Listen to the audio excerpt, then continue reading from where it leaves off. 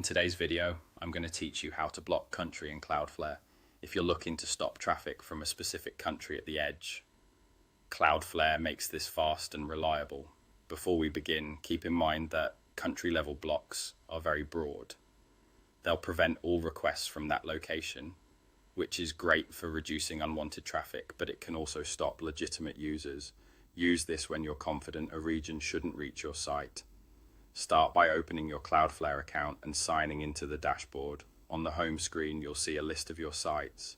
Click the domain you want to manage so all the changes you make apply only to that website. Next, head to the security section in the left menu. Within security, choose WAF, short for Web Application Firewall.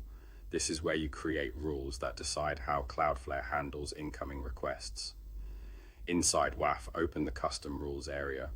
This is the place to define your own conditions. Click New Custom to create a fresh rule. Give your rule a clear name so you'll recognize it later, something like block traffic from country. A descriptive label makes it easy to audit or update rules down the road. Now build the rule condition. In the field selector, choose country. This tells Cloudflare to evaluate the visitor's country based on IP geolocation. For the operator, select equals. Then, in the value drop-down, pick the country you want to block.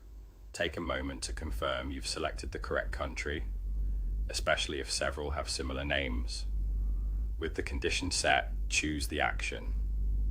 Select block. This instructs Cloudflare to immediately deny requests that match the rule, typically returning an error page to the requester. There are other actions available, such as challenges, but for this walkthrough we're explicitly blocking.